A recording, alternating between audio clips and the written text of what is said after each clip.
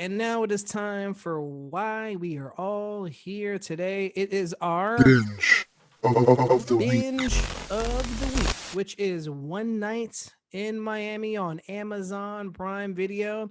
This was directed by the wonderful Regina King. She is Woo-hoo. amazing in everything she does. This is her first feature film. And yeah, we're going to get into it and we're going to discuss it. And it might be pretty at times. At other times, it might not be so pretty. But I'm excited about this review. So Well, as long as I'm on camera, it's gonna be pretty. I had to channel my inner Cassius Clay there. there you go. There you go. Shout out to my man Cassius Clay. Rest in peace. Indeed. And Shout out all to my good right, looks. there you go. Muhammad Ali, you guys call him by his slave name still? Come on. Uh, oh, here You we guys call go. him Cassius Clay? I You call me his Clay. I said I'm calling first Clay. That's right. It's actually still like a pretty good sounding name. You know, it is Yeah, maybe a it's slave name, alliterative. but It's alliterative. It's alliterative, Yeah. but it doesn't work as well with the whole float like a butterfly, sting like a bee thing. yeah, To be yeah, fair. yeah. All Anyway, right, so let's start off with my man Danny. Danny, what were your thoughts on this film, One Night in Miami? it's been a long. Okay. I really like this movie. It's probably the best movie that I've seen in the last calendar year. I'm just gonna come out with that and say that it immediately skyrockets above The Five Bloods in my estimation, as well as many other films. This is my fave for many different reasons. So let's start with Regina King, who definitely deserves praise, but I don't think that she deserves the most praise, or at least not ostensibly so. You know how with a lot of movies and their directors, you can kind of there are movies that are more ostensibly part of the director's vision, and it's more obvious that the director's vision had such an influence on the movie, if that makes sense. Like your Tarantino's, you can be like, oh, I love what Tarantino is doing here. There's less that's like obvious as far as Regina King's input, and that's not a knock against her. The one thing that I can think of is the scene of Sam Cooke in Boston with Malcolm X there. The way that played out was brilliantly directed. And, you know, there's not much that she had to do to make this a great film, because really the praise goes to Kemp Powers' script and to the actor's performance, both of which were just absolutely stellar. And because it's mostly a single site film, or you know, the setting isn't shifting around that much, it's basically one, the hotel, save for like the beginning bits here and there. So it's all about the script, it's all about the conversations, it's all about the relationships, and it's all about the performances from these actors who truly brought these characters to life. Oh my goodness. Now it's hard to like really say who separated themselves amongst the group, but if I had to give top honors to one of the actors here, it probably goes to Kingsley Ben-adir as Malcolm X for sure. Someone from High Fidelity fame. We did a review of that way back, and this is obviously a much deeper and bigger role for him to sink his teeth into, and sink his teeth into it he did, showing that that British pedigree coming through there. And I would say second place would have to go to Eli Gorey as Muhammad Ali, or Cassius Clay as he was for most of the film. Because one of the things that I thought was just amazing was how brilliantly each of the actors captured the essence of these real life icons, their mannerisms, the way they talked, even down to Muhammad Ali's laugh, the hee hee, just little subtleties like that. Him capturing Muhammad Ali's energy, him bouncing on the bed, and he's like, "You a big fucking baby." I just loved seeing these icons realized and depicted in this film in the way that they were. And then that sort of bleeds into the next part, which is the humanity of these icons being depicted through these actors was really one of the crowning achievements of this script and this film overall. Whether it's just like the banter, them playing the dozens with each other and just kind of shit housing around, or seeing their appetites for vices. Muhammad Ali wanted to get a swig of liquor, Jim Brown complaining that he's not going to get any pussy, things like that. All love it, love it, love it. And then sinking a bit further into their humanity is their doubts and their flaws as humans, whether it's Cash is struggling over joining the Nation of Islam, that moment where he says passion is kind of a strong word, and his conversation with Jamal, the brother from the Nation of Islam, who's like the bodyguard. That whole idea of like, well, how is this different from a gang? And it's like, yeah, it's basically a gang in a way. So seeing that doubt in him, back to Kingsley Ben-adir's depiction of Malcolm X, who I really thought was the star of the show here. And I think it's partially because of our exposure to Malcolm X's humanity in a film. You know, if you, especially if you haven't read the autobiography, maybe you were not as privy to that. But just him cutting sort of an isolated figure, seeing his moments of doubt in his cause, his moments of doubt over Elijah Muhammad. That was really, really compelling to me, man. Even being confronted with his sort of light-skinned zealotry, that idea, that conversation with Jim Brown about how it's always the most light-skinned people that feel like maybe they have a point to prove to other Black people. That really resonated with me, obviously, as a mixed person, and as someone, as Jim Brown says, has sort of gotten it worse from Black people than I have from white people to a certain degree, just in terms of, you know, just getting messed around with. And it's fun. I laugh about it too, and it's fine, but that obviously resonated with me. But that was great. And obviously the most compelling portion of the film was the one that's in the blurb, which is the debate between Malcolm X and Sam Cooke, which was performed masterfully. And just, my God, like, you know, to quote another project that Leslie Odom Jr. is a part of from Hamilton. It's like, I wanted to be in the room where it happened, the room where it happened. If I could have been a fly on the wall for that conversation, if there was the Clubhouse app back then, and we could have listened to that conversation, I would give anything for that. And we'll never know exactly what was said, even through this film is mostly speculation. But that was a tremendous debate. And at the end of the movie, I burst out into tears. And I even just watched it a second time before coming on to this recording, and almost did the second time as well. And it's nothing sad happens in this movie. Nothing directly happens that would make you want to cry. But I think at the core, when I thought about it, and what was kind of most troubling is that there was an element that it was coming from a sort of more sensitive trauma center that has grown, especially for obvious reasons, within the last year. For me, I've talked about how in certain movies that I've been more susceptible to crying, whether it was the Just Mercy movie, or even moments in something like the Umbrella Academy, moments of police brutality. There was that element of trauma that I felt being triggered as part of my emotions. But of course, it was just the weight of these characters' humanity, the cognizance that Malcolm X was going to die within basically a year, that Sam Cooke was going to die within a year, and that being juxtaposed to the martyrdom quote at the end, that being accompanied by the big payoff of the debate, which was the performance on the Johnny Carson show by Sam Cooke of "Change is Gonna Come." It just moved me. It moved me so much. And this is a great film. I can't imagine this would not be up for top honors at the Oscars this year. Thank you, Danny, very much for that. Let's go to my man Yemi Comedy. Yemi Comedy, what were your thoughts on this film? It was regular. It was a regular film to me. Okay. It was great casting, great acting, but from a storytelling point of view, and from a pacing point of view, and from a conflict point of view, there were like no stakes really, and I was like looking for the stakes. I'm not talking from a historical point of view, like as far as civil rights and Vietnam at the time, but they didn't really mention about it. But I found myself just kind of dipping in and out. I was like, this is great, like seeing these four Black brothers like massively.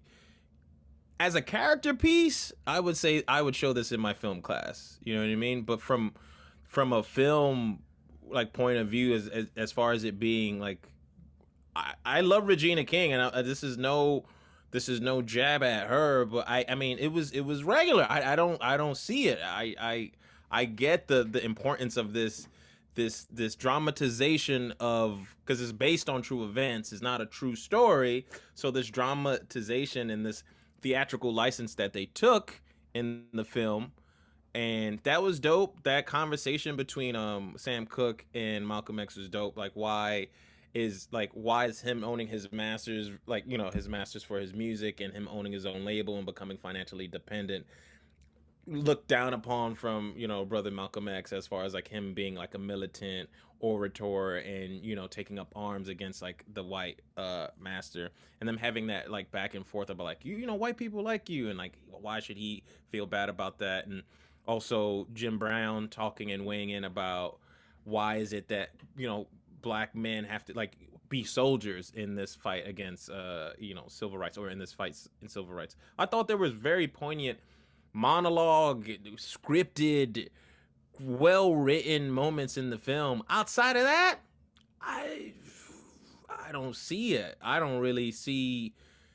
anything that this film does better than any other like kind of black history film that I've seen that have I in my opinion way better writing, way better pacing, way just a better story and film structure. And I'm talking completely from a film.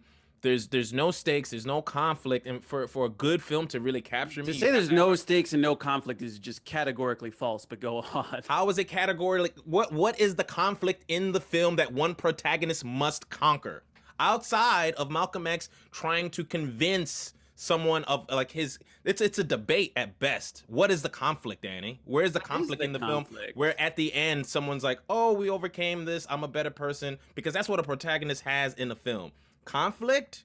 They try to conquer the conflict. No, there's something that stops them. One. I mean, it's not like a hero. It's not like a hero's journey format. No, but that's what I'm saying. That this is outside of like from a film point of view, from where I'm coming from, is super granular. Like there's no conflict in it other than like civil. And I understand the paradigm that they're in and the time that they're painting as a period piece, which is again masterfully done. But from a just entertainment point of view, I was like, it's regular.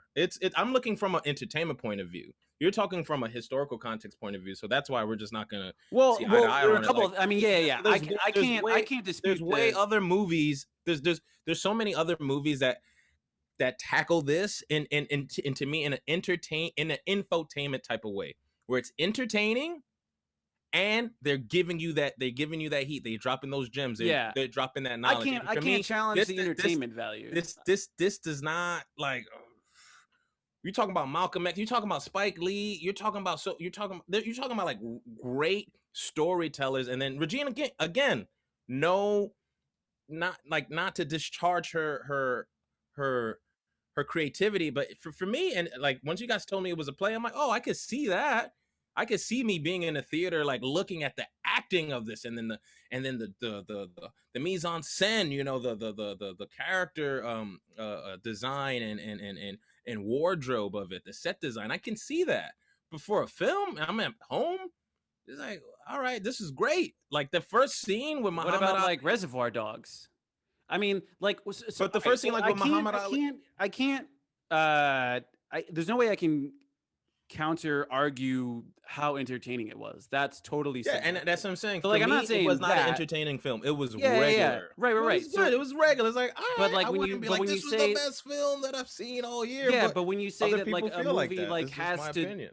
But to say like it's not good because it doesn't follow like a cookie cutter movie story arc, or to say that it doesn't have stakes or conflict, like those things I can definitely push back on. And you're looking in the wrong place. What were the conflicts? The stakes the stakes were in the subtext. No. What were the conflicts? Tell me one conflict. Yeah, the conflicts was the debate, dude. It was the debate, and then also, but all right. So two things. Number one, the conflict was the debate? The conflict and the story arc aren't the chief. Wasn't like the chief aim or focus of this film, and that's okay. Sometimes an arc can take a backseat in favor of character development and dialogue, and this is definitely what this was. Every story is about the time that something special happens, and this is the time that these four black icons, super fucking icons, got together, had a conversation, got to be themselves around each other, and also had But that's a not a very conflict. deep conversation. But you're But saying it's within not a that conflict. conversation, within You're saying that, you're talking about the gravitas of a historical watershed moment, which is something completely different than what I'm talking about. I'm talking wait, about what? what was the conflict? The What was the conflict was the conflict in the debate. film? The conflict was The the conflict debate. was a debate between Sam Cooke and Malcolm X. So then what was the outcome of the conflict? Him singing the song on Johnny Carson? Yeah, the outcome was an achieved mutual understanding from one another because they had those conversations after the debate. Malcolm with Jim, Sam with Cassius, and then Sam and Malcolm again when he came back from the store, basically. So yeah, and then the end result was that Sam took on board a lot of what Malcolm was saying, and then he came out with that fucking gem of a song, "Change Is Gonna Come." Yeah, that was the arc. That was the Each his arc. own. I thought it was regular, man. Yeah, I can't dispute you on that part. If you think it's regular, you think it's regular. But as far as like if you're saying there's not conflict, I will fight you to the death. I don't. But- Not for me. That was a debate between two men who have a different school of thought on like change, intrinsically. And then yeah, maybe But it's after such a he played prescient debate as well. he It's played the confusing that that Bob would not Dylan song. resonate. What's that? It's such a prescient debate and such a relatable debate. It's just confusing that wouldn't be compelling to you or It was to anyone. That's one thing. You can't have one scene in the film and have that carry the weight of the whole film. But me. it didn't, like, though. It didn't, throughout. because Like the it just beginning, seems the beginning, you saw their humanity. You saw them having. You had the moment with Muhammad getting knocked down, even though he didn't lose the fight. You had the moment with Sam Cooke bombing at that venue. You had the moment with Jim Brown, with I guess who was presumably like an old. I guess the illusion was that he was an old slave master or something like that, or like part of a family that was once. Yeah, I think so. Owner. I thought that, and Those were I thought they were great gonna... moments, and it was just the banter, the connection between these icons, and then the debate. So it was an exploration That's my review of the film. It was an exploration of these concepts. It didn't make me look up the actual meeting and what happened. And of course, they took theatrical and creative liberties to make it a film. But for me, from a film point of view, it's not my favorite like Black historical film. I mean, I'll watch it again through your lens, but it's like as far as just the pacing, I was like, all right, come on, let's get over with these monologues, bro. Yeah, That's my take on it. I thought it was regular. It's a great acting character piece where if you want to see just great actors, in top form, then definitely check out this film. As far as a pacing, entertainment value, that everyone's gonna. It's a subjective. Entertainment is subjective. What you find entertaining and what I find entertaining is totally subjective. And I'm kind of stupid as like, where's the action? I wanted more boxing with Muhammad Ali. I wanted more. Anytime he was on the screen, I thought that was dope. Right. But and they're debating some really huge, ideologies and themes, and for it to be compacted into one scene and be like, this is great. It's like, what? No, come on. And that's it? All right. The ending, great. Yeah, icing on the cake. But it's like, and I was like, that's it? Okay. What is everyone talking about? Maybe I'm stupid, but I don't see it. Yeah. I mean, I don't usually get affected by good scenes. I'm gonna admit there's definitely good scenes in it. There's definitely an ego thing going on with me where, like, normally I don't care about what people think or if they disagree with me on Mm-hmm. in terms of their opinion on a film. But I'm a little hurt. I mean, Danny, I'm being you transparent. thought Queen and Slim was over the top. That was over the top, and it's fiction. And I thought that was one of the most powerful movies of that year and that summer. So it's just agree to disagree, And it's just like, this is regular to me. Yeah, I mean, regular to me. I don't see what people see. Like, it's like 98% on Rotten Tomatoes, and if I'm being honest, I think that's a lot of virtue signaling because a lot of those reviewers are probably white, and if they'll get called out and dragged on the internet for saying, "Oh, this was a regular film," so and I don't look at Rotten Tomatoes when it comes to what I choose because I know that comes with its subcontext. No, but that's the first thing you see on it on Amazon. I didn't see it. 98% on Rotten Tomatoes. So I don't know if it was like willful ignorance or whatever. This was all right. totally my opinion, not based on anyone. I did not see a single review for this Danny, movie. you look at the Rotten Tomatoes. Come on now. You're saying you don't look at Rotten Tomatoes when we were going to review something? I'm saying I didn't for this. I'm saying I didn't for this. I had no preconceived notions for this movie. But no, I don't. Saying that to say, I'll concede my time. I'll look at it again. But I was like, this is regular. No, I believe Danny because he saw it twice and he felt very similar both times. So I'm like, all right, cool. And also I did see like the commercials for it and I saw like they put like the 98% Rotten Tomatoes thing, but that didn't necessarily change my view. I'm like somewhere in between where both you guys are. Like it was good. And I want to give props to, all the main actors. They were great.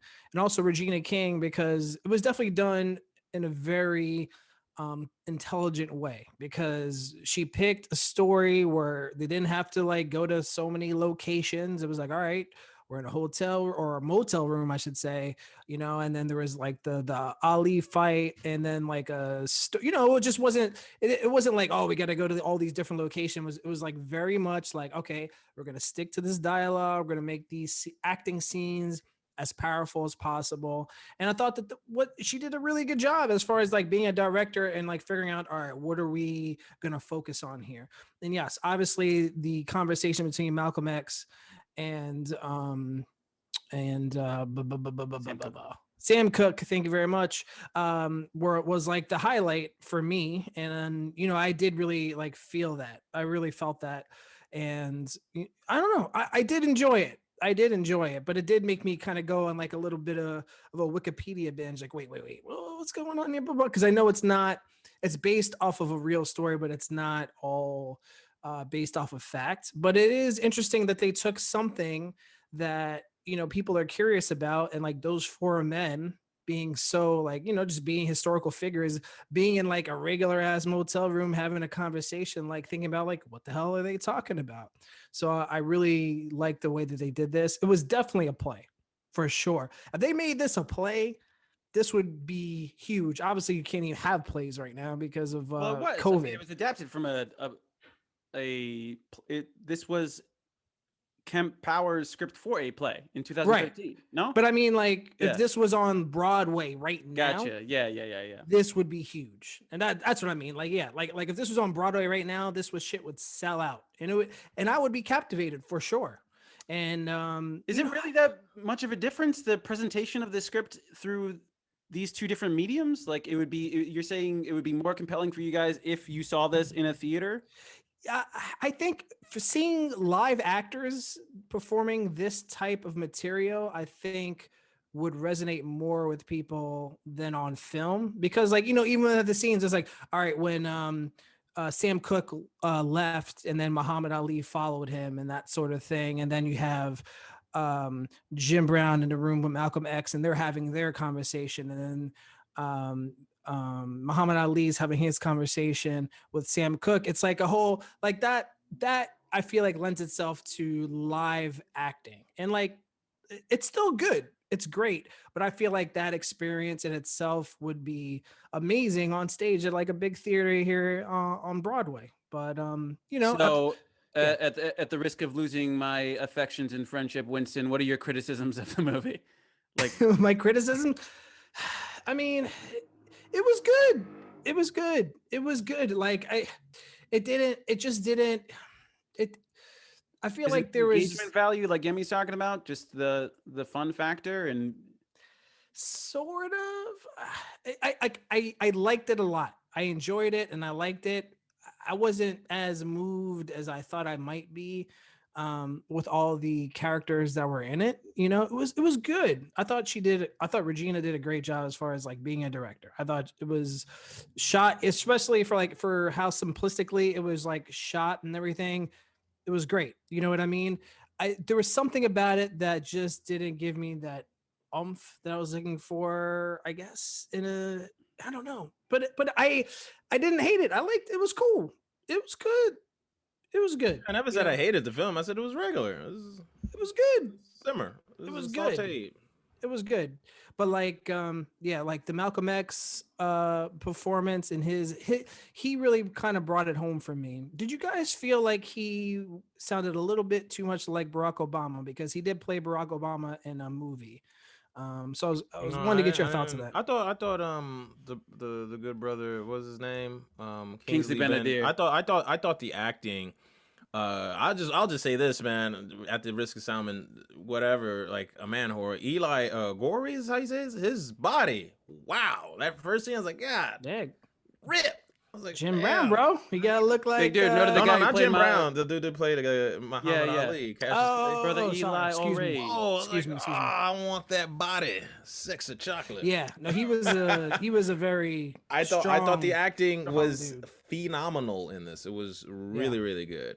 he was actually great as Muhammad Ali in Yeah, this he was too. good. He was. I Great would say he was cadence. up there Yeah, Everyone had the with Will cadences and Smith as mannerisms, Muhammad man. Ali. You know, like that was. I think that was probably the Will Smith should have got an Oscar for that. By the way, they kind of slighted him because that was an impeccable Muhammad Ali just study. You know, he definitely was him. For those of you who haven't seen Muhammad Ali featuring Will Smith, you should check it out. But yeah, I didn't hate the film. I think Danny's saying I didn't hate it. I just thought it was regular. Like it was like okay. That's offensive enough for me. I'll Wait, put just it on just to see where we stand. this is Which side of the fence we're on. I never said this movie is bad. No one should watch it. I was like, it's you Every time you say regular, there's like it's a agree to all right. Agree to disagree. Dagger I mark. thought Queen and Slim was a great, you know, imagery black. Like I thought it should be up there with like the great films. And you're like, it's too much over the top love story. And I was Yeah, like, no, what? I thought it was very good. I Yeah. wasn't saying regular. I was saying very good, but not Very like good is a not the step fucking above regular. not the coup de grace. It wasn't And- regular. And So again, can we- can I'll we give it a settle can we see where we stand just in terms of the review? I know we usually say that for the end, but just for I feel like I'm gonna be too passive aggressive if we continue talking about this and I don't know exactly where you are stars wise. well, all right. You don't want to go into the aftermath, or should we just skip? We that? should Yeah, no, let's talk about the other things. I just want to know about Let's. I feel like we okay. should save or that. talk to about the end. All right, I mean, fine. this was all right. How But about if this? I snap at anybody, How about this? it's gonna Let's be your talk about fault. this was a very quotable film. I don't know if these are again real quotes or if these are stretches of things that these men have said. I thought this was a quotable ass movie, and one of the quotes that I had, I wrote it down because that's what I'm trying to do currently in my life, and I agree with this line of thought. Just give me a second to find it. Where the hell is it? the Jim Brown one. Where I wrote it some. The key is economic freedom. Jim Brown said that, I think, right? The key is economic freedom. And there is this thought, and this was, I guess, in retort to not retort, but in talking about what you were saying, is this thought where you can't ask your master for freedom. You have to hold the keys to your own freedom. At least that's one of the theories that they were throwing around in that big debate about. Yeah. There was that other line I think from Sam Cooke. I align myself more with, I believe that economic freedom is key. You can't ask your master for the keys to his house and be like, let me take some furniture. You have to create your own keys. And I thought that was a very good line. Anyway, saying that to say this is a quotable as hell film because they had some good quotes. It was good acting. Okay, Yes. all right. Yeah, there's another Sam Cooke quote along those lines where he's like, everybody's talking about how they want a piece of the pie. I want the whole goddamn recipe. Great fucking Yeah. line there, and a Yeah, that great was part of great. the debate. And that it's an interesting school of thought because like both of them, in my mind, both Sam Cooke and Malcolm X were right. They both had their points, and it was kind of like, I don't know, a rap battle where it's like you don't know who every single like mic drop was like, oh shit. But then it like the mic drops just kept on coming. So it was hard to know exactly where I stood in terms of who won the debate or what school of thought I really adopt. I think, you know, the moral of the story is that the truth is somewhere in between for sure. But Yeah. that was a Mhm. really interesting concept. And it's very true that what Sam Cooke was saying, especially at a time like that, not everyone had at that time to be overtly outspoken in favor of the struggle, especially in industries like music. people had to make breakthroughs in order to pave the way for other people. Now, I don't know to what extent Sam Cooke was doing it for himself versus for his communities and other people around him. It's very easy for someone to be selfishly pursuing their career and just say that they're doing it for the community or pretend to be to a certain extent. It was clear that he was, in terms of the people he was bringing up, in terms of paving the way, but also hooking people up with like writing deals and like that story about getting the royalties from I Can't Get No Satisfaction, the Rolling Stones jam, shit like that. That was fucking knowledge, and also just deliberately amazing. Just that the snap, just like every time. Yeah.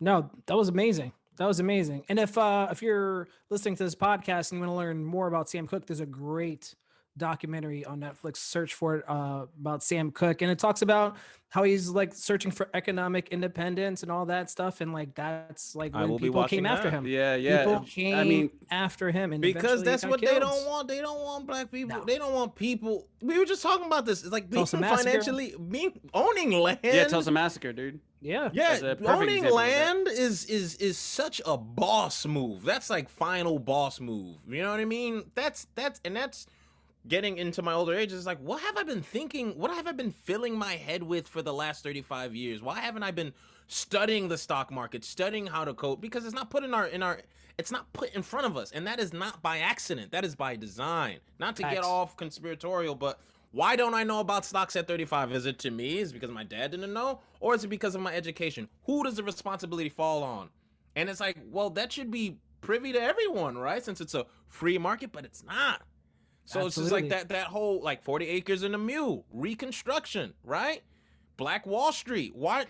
And that's one thing I will say that I did like about the programs that we did not benefit from. Yeah, redlining, all this stuff, stopping black people from like moving in, getting low percent mortgage rates and all that shit.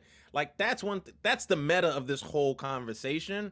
And again, great acting, but that's like a lot to unpack for one scene. You know what I mean? Like even I have to watch it again to see what they were saying, because you're right. It was like a rap battle, like da da da da. Bob Dylan, why do you feel you always angry? Like, yeah, what's wrong with white people liking my You shit? light You know? skin. Like, Yeah, you light skin. I'm dark skin. I'm trying to get some pussy. Whatever the case may be. And that's one thing that it did. I was like, let me download like this movie. I'll say this. It made me want to start investing, because I was like, let me download Robinhood, and also the whole thing with GameStop, because I do feel like right now, post quarantine, I don't know, being financially dependent or making, you know, what is it called, not a free market, but when people pay for your shit, I forget, it escapes me, like custom, like P2P, like people to people, like. I have a Patreon. It's called something, but it escapes me right now. That whole model, that flame model. P2P, right? P2P. No, but it's called something else. It escapes me right now. But that model of pay me for a service, like pay Binge Society to review something, pay Binge Society to live stream something, going forward in the next like 20 years is going to be, you know, your side hustle to whatever your main job is, and hopefully it becomes your whatever your main hustle if that's your dream. But knowing how to become financially dependent is something that I feel like in quarantine everyone should be studying. Independent. And learning. Independent. Thank you. It's something everyone should like. No one's gonna teach you that shit. You have to like study it yourself and look at the avenues that are put before you. Absolutely. Saying that to say that was one piece that I took, one gem that I took from Sam Cooke's monologue. I was like, yeah, own your own masters, start your own business. He was cultivating his own artists, and who's doing that right now in the music industry? I'm sure that. But one of the great things. What was the brother that died? That was the last brother that I heard was super independent, and he got shot. Oh, talking about Pop Smoke. No, not Pop Smoke. It was I forget his name. Oh, Not I was Pop thinking. Smoke. I was thinking of whatchamacallit. There's people out there like Chance the Rapper. He owns his own shit. You know what I mean? He started on SoundCloud, I believe. There's other That's dope. There's other artists out there. There's more and more artists trying to do their own thing because other people have told them like, yo, don't get involved in these shitty record label deals. Build your shit. Now people have the platform. You can put your music out for free if you want. People can listen to it. And then after that, then you can make it like a business and like bring income in and tour and do all those things. And like Chance the Rapper is probably the most popular person I can think of right now.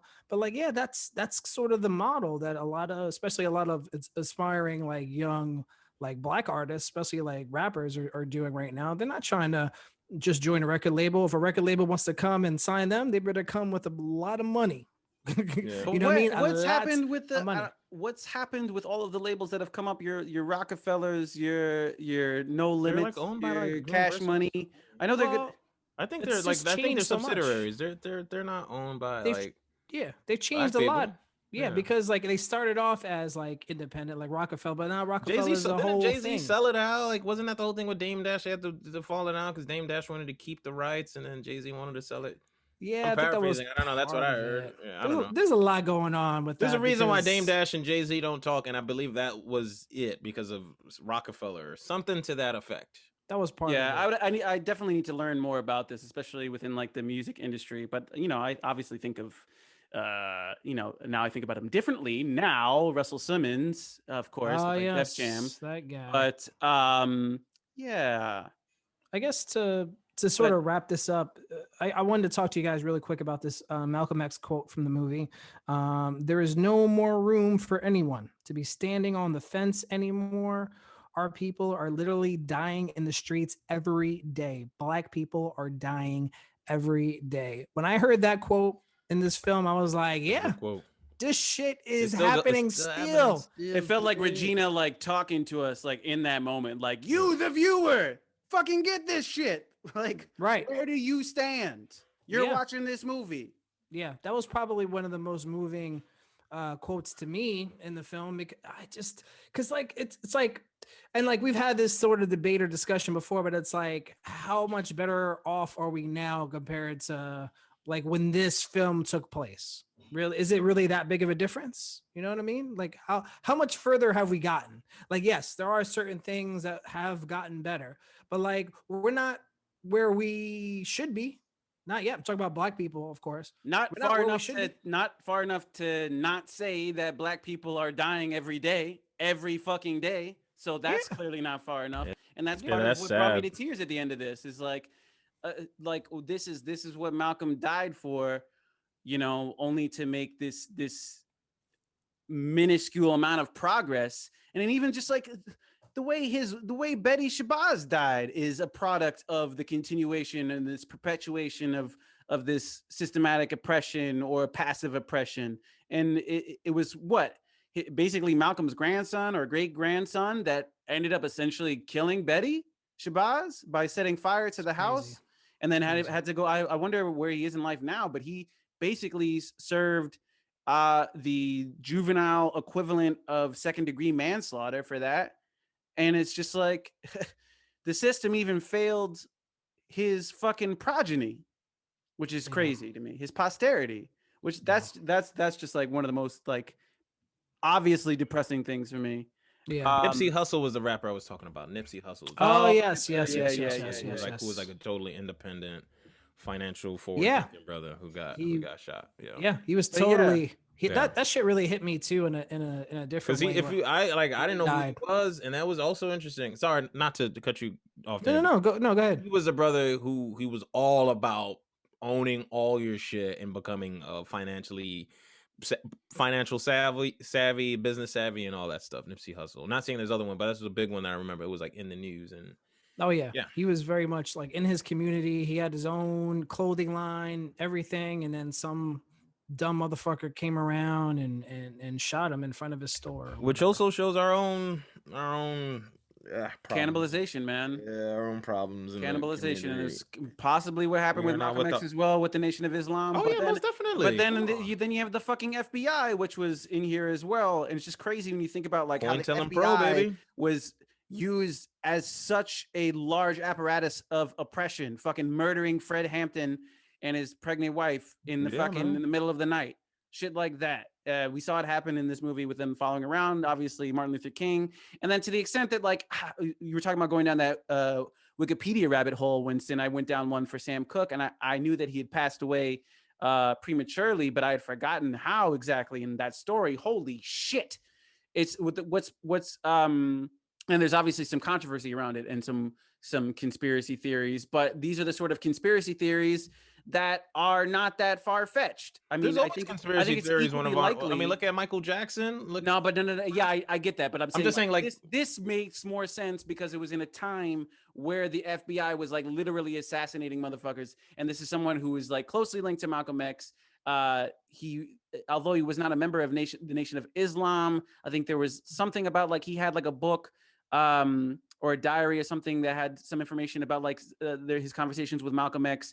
He espoused many views that the FBI would not be happy about, basically, as far as like civil rights are concerned. And so like the way he died on paper was this whole motel dispute that like he brought a woman home or to the motel that he was like gonna rape or something like that, and was drunk and went into the fucking the lobby, got in a scuffle with the reception lady who ended up shooting him.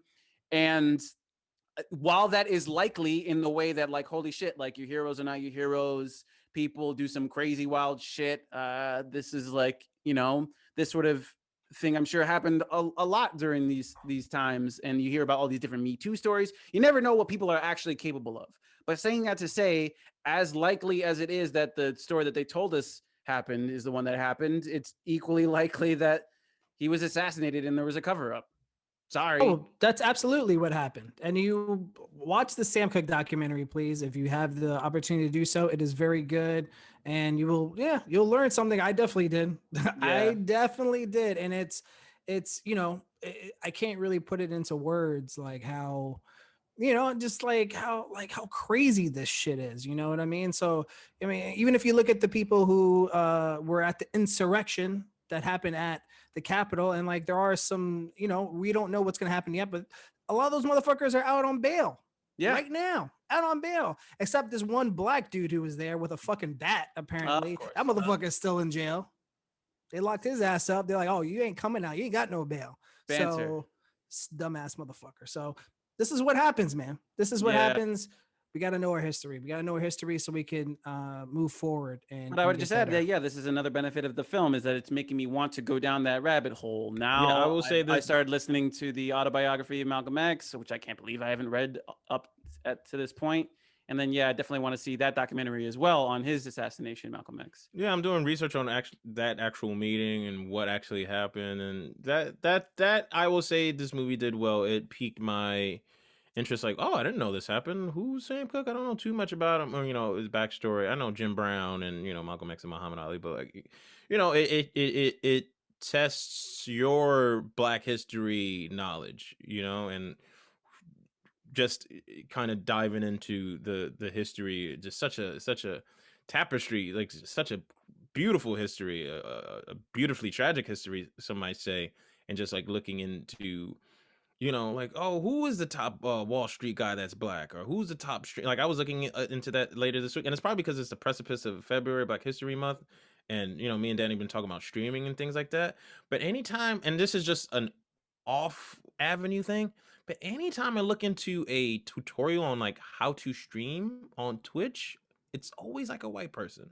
It's no people of color, and that shapes your frame of what you can and cannot do psychologically. Do you know what I mean? Like, if I have a son or a daughter, I'm like, oh, I want to learn how to be a Twitch streamer, and then I'm like, look at this baby, and then it's just like 2-3 Google rows of just like how to stream, and it's all white people. And I know I'm going off on a tangent, but my tangent is this definitely makes me look into like who amongst us, like brothers and sisters, POCs, are doing the things that are not historically Black, like who's trading, who's the top coder, who's the top whatever podcaster.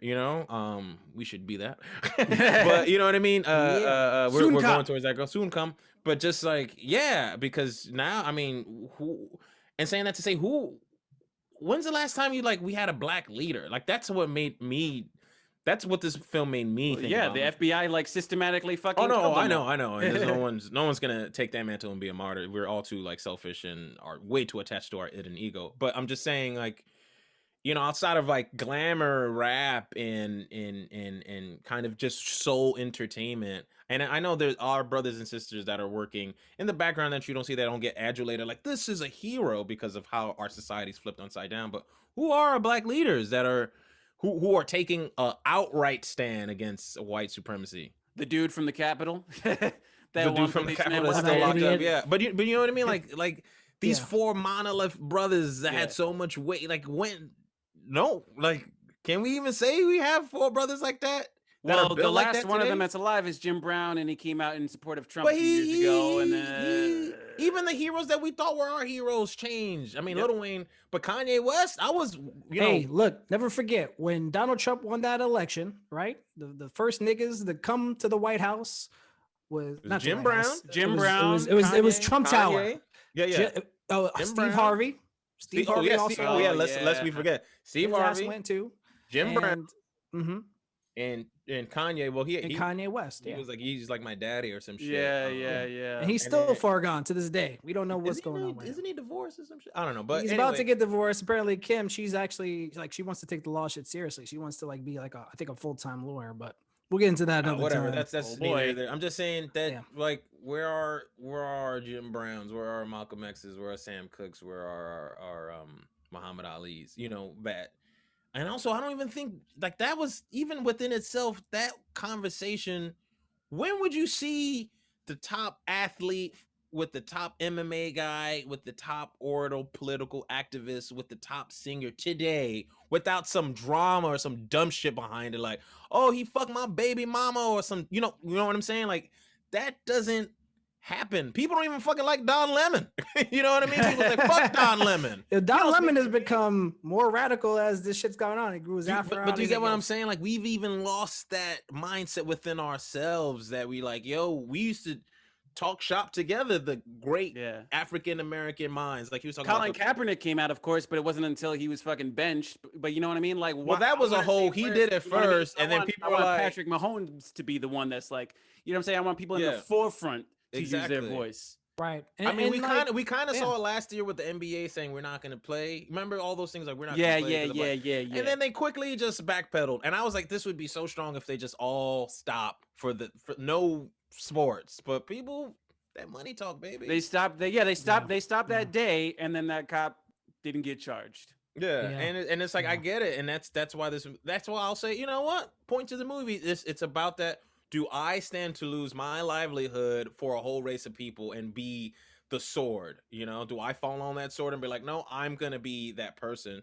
Which was Jim Brown was only to give rise to like Michael Jordan, who doesn't do shit with that privilege. Who charges $300 for sneak? Fuck Jordan. I will never buy another Jordan product. I bought it once. It got stolen in Rice High School, and I was pissed ever since. I was like, fuck that shit. I got it for my birthday. I remember it's the patent leathers. All right, this is. Well, Sam Cooke, Malcolm X died, so fucking Kanye could sell Yeezy. I apologize. It's just no. This is real. The fact that you will charge your community, and it's inner city kids. And sneakerheads and stuff like that, but that's a whole different. That are like vying for like the next Jordans for $300, $400 when they can be investing that shit, or investing in some equipment to like become a vlog. It just rips my brain apart. Yeah. There's a lot to unpack. Stupid shit we spend money on. Like, what the fuck are you buying sneakers for that devalue the minute you put them on your feet? $500? You can invest some shit for $500. No, you're right. So as we wrap up here, we're going to give our overall reviews of the film. It's hard to come back to the film because, we have a lot to talk about here, but I want to give a quick shout out to people like Cory Bush, who's in Congress, Jamal Bowman, people like that who are very progressive. Stacey Abrams? Stacey Abrams, of course. Yes, of course. I got to give all the praise to Stacey Abrams. And Jamie Harrison, who's the head of the Democratic Party now. Hey, like I said, they're there's people out there trying to do good work. Killer Mike, to a large, to a lesser extent. Killer Mike, people like talk that. about financial independence and owning businesses and shit. Yeah, there's people out there doing good work. So I want to make sure that people know that there are people out there doing good work, and you can also be one of those people as well as us. So here we go. So all right. So our final reviews for the film. We'll start with Danny first. What were your reviews? I guess how many? I don't even know what to use. How many nights in Miami? How many palm trees? How many palm trees? How many cameras? How many Malcolm X cameras? Yeah. How many? Was he really a photographer like that? He had that camera. There are pictures of him in that diner with that camera. Yeah. Oh. All right. So how many Malcolm X cameras do you give this film, Danny, out of 4? Fucking 4. All of them. Okay. That's it. Okay. All right, Not Yemi. taking off any points for this film. Coming to you, Yemi. How many Malcolm X Cameron, do you give this film? I give it a 2. I'll give it 2. Fucking hell. Give it 2, man. I'll give it 2.5. I give it 2.5. A 50. A 50. Okay. 2.5. 75%. That's not 75%. Oh, Okay. 3. I'd be lying if I gave it a 3.